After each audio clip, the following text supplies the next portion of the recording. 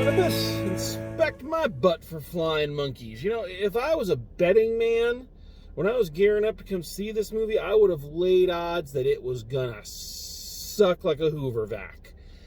But here I am, fresh out of the theater, and I have to say, I don't think it sucked. I don't think it was a bad movie. Now, please, I've made this distinction before, and we need to make sure it is very clear. Not sucking is not the same thing as being good. Okay? Two very, very different things. So, this movie didn't suck, but it's not what I would classify as a good movie. Okay, let's back up here, and there's a lot to cover with this one. So, for those who don't know, Morbius is a kind of a D or C list Spider-Man antagonist from back in the day. The gimmick being he's the living vampire, hence why Barnabas really enjoyed it. So the story here, stop me if this sounds familiar. So Michael Morbius is a scientist suffering from a debilitating disease. He is attempting to cure it, both for himself and his childhood friend Matt Smith.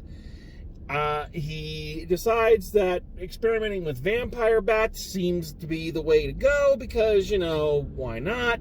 Lo and behold, he thinks he finds the cure, and like many a brilliant multiple PhD holding person decides to experiment on himself.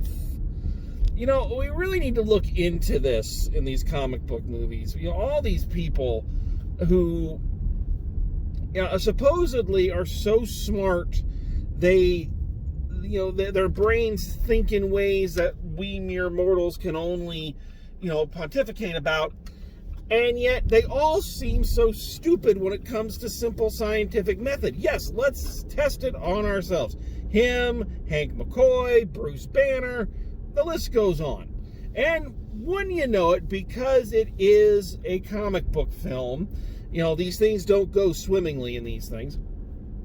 The drug, instead of curing him, turns him into a living vampire. He must consume blood in order to maintain his cure and silence the beast within him. Da da da da. Incredible Hulk reference for those who don't get it. So yeah, like I said, was a C to D list level Spider-Man antagonist there for a while. He was kind of one of the popular anti-heroes of the 70s. Flits back and forth between hero and villain depending on what the writers need from him. So I think this was a good character for adaptation into a movie, because I think he's known, but he's not so well known that, you can't really do him an injustice. I don't believe there are legions of Morbius fans out there. I'm sure there are a few, but, compare that to people who really dig Venom. And what would happen to you if you got Venom wrong, which they did twice, but anyway. So, and I think the concept, vampire movies are always big business, so I can see the appeal of adapting this character. I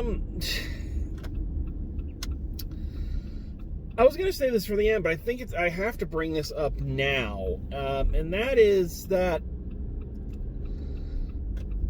this movie, along with the Venom films, obviously in their own little pocket Marvel Cinematic Universe, we're going to call this Cinematic Universe dud, because they're not great films. They really want this to be connected to the modern-day Tom Holland Spider-Man films. But really, this movie does not look or feel like it has any business being anywhere near those movies. If you had to had to pin it down, I'd say this feels more like it belongs in the same cinematic universe as the Ben Affleck Daredevil and those two Fantastic Four abominations from the early 2000s. It looks and feels like an early 2000s comic book movie in plot structure and acting, definitely in the special effects. The special effects are ridiculously dated. There is no reason for a big budget studio picture to look like this anymore. I understand it if it's a smaller budget film, but they're trying to compete with the Marvel Cinematic Universe, or rather they're trying to, follow it around like that little dog in the Warner Brothers cartoons, always following the big bulldog around. What are we gonna do, Spike? What are we gonna do? We gonna go over there, Spike? We gonna do that, Spike? Or I'm a real dog, Spike. That's what these movies are.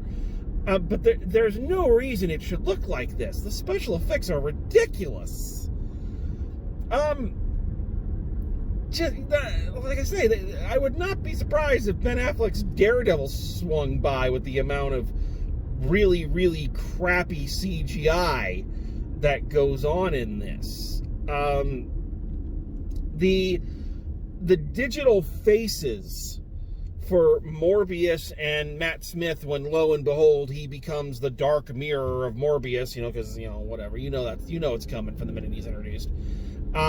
They look somewhere between a vampire and the bastard offspring of Voldemort.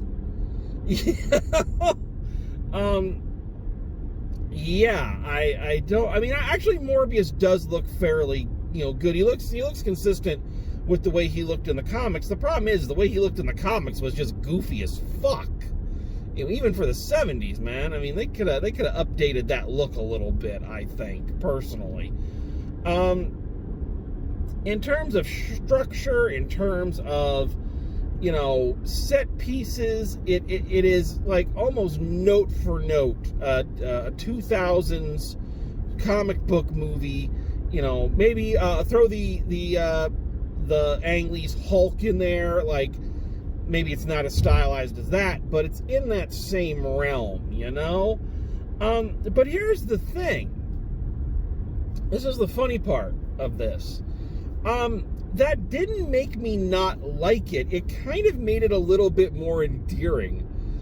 Like, if you look at this film less as a modern day comic book adaptation and more like a loving homage to the early days of comic book movies, that time when they were kind of there and they were really trying, but nothing could really top that, Spider-Man, X-Men, Blade look, then there's something very charming about the film. As much as we bitched about them then and now, admit it, there's something very charming about Ben Affleck's Daredevil. There's something kind of charming about Jennifer Garner's Elektra. There's something very charming about the Jessica Biel Fantastic Four movies.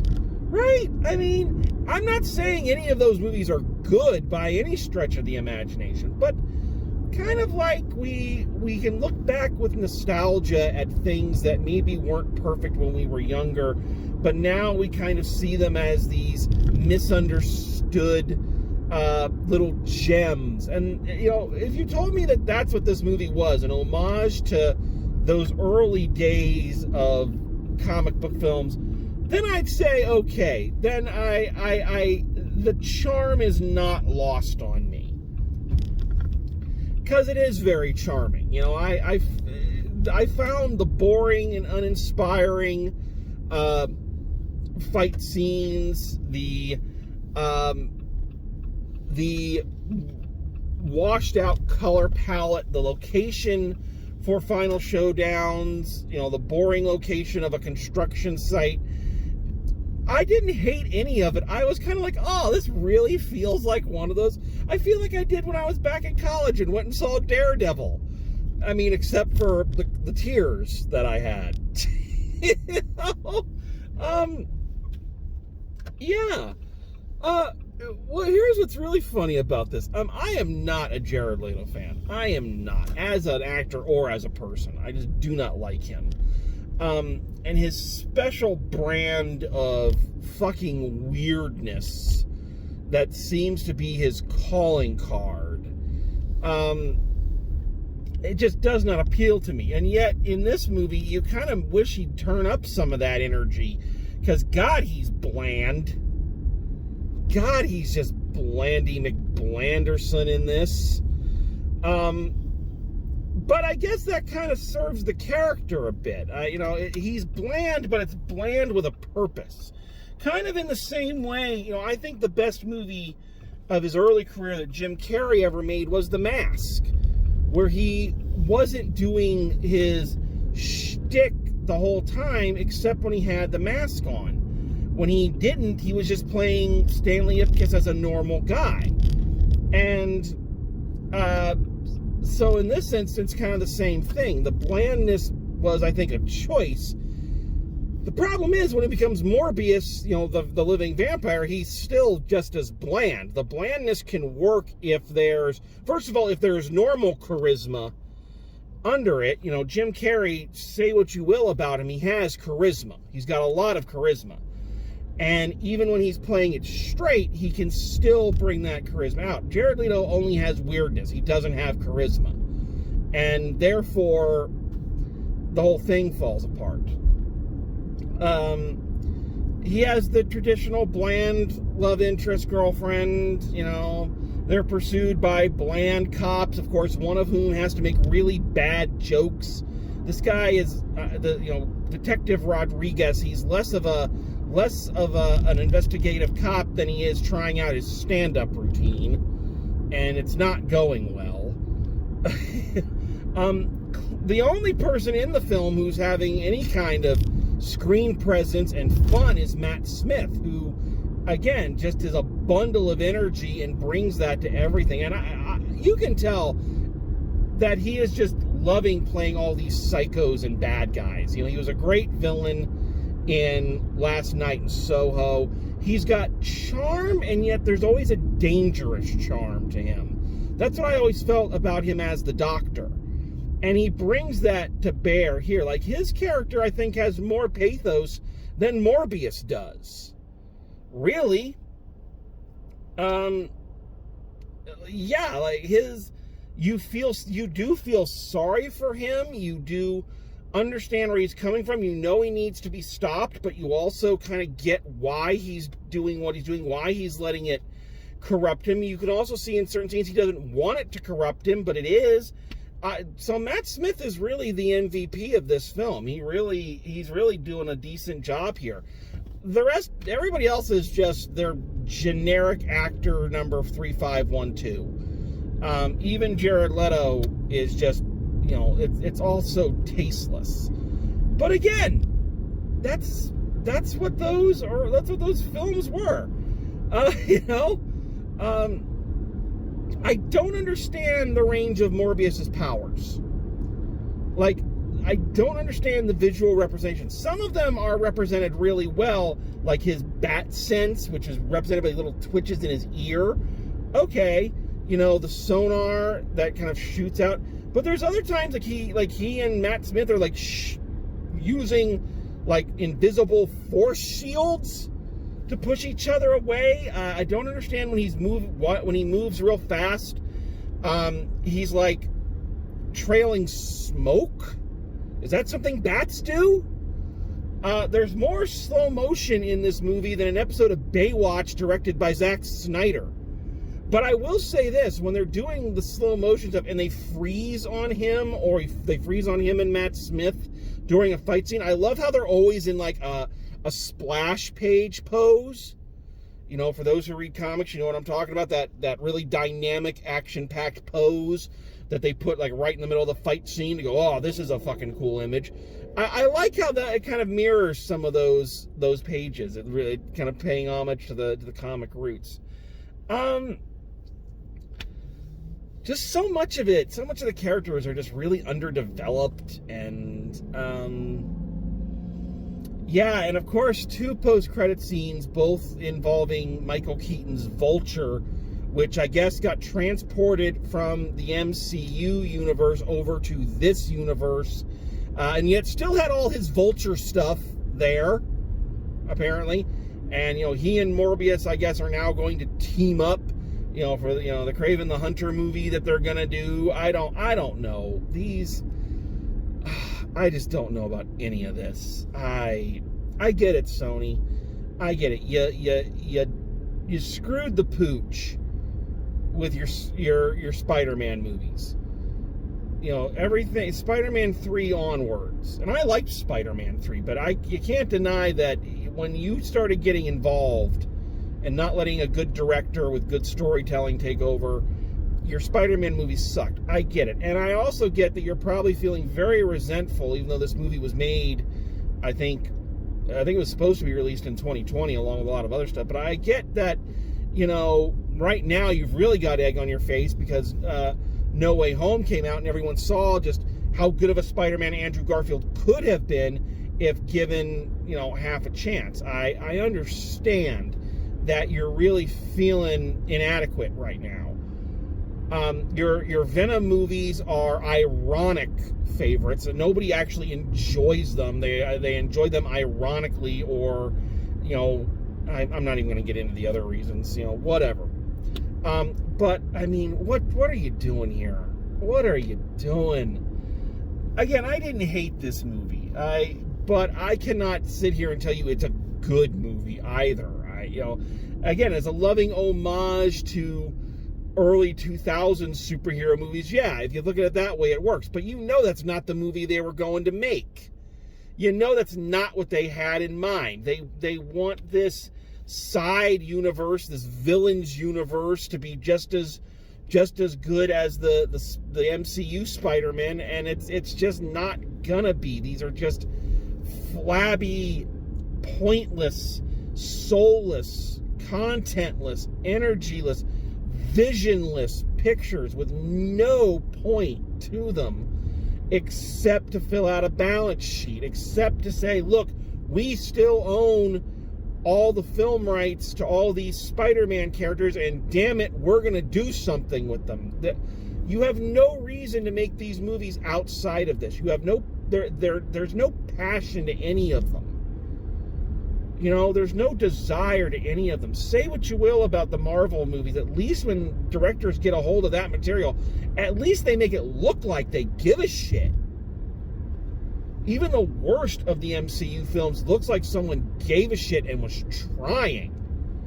Here, they're just trying to do something with the IP, because if you don't do something with the IP, Marvel is gonna, Disney and Marvel are gonna want it back, or God forbid, they'll buy you like they did with Fox. So I get it, but I mean, come on. If you're gonna do this, please put some effort in. Put more, and you know what I mean. I know how much effort goes into making a movie, but I mean, really? This is the best you could do? And if you're gonna do this, if you're really gonna do this, and I said this with the first Venom movie, if you're really gonna do this, go all the way. You want to make a vampire movie, you want to make a horror movie, superhero movie, then fucking do it. Go all the way. Don't pussyfoot around in this early 2000s kind of edgy realm, and try to be scary in the most generic way possible. If you're gonna do it, go for the fucking gusto.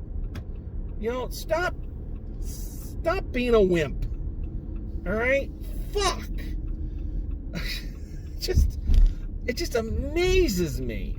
Again, the movie doesn't suck, but only if you look at it through that certain lens, that very specific lens. If you go in there thinking this is going to be in any way a complimentary series or a new great hero, something to look forward to, that character, when you see the word there's sequels coming out, you're going to be like, oh God, can't wait for the next one. No, this is going to be exactly what the Venom movies are. A sequel comes out and you go, oh yeah, that thing existed.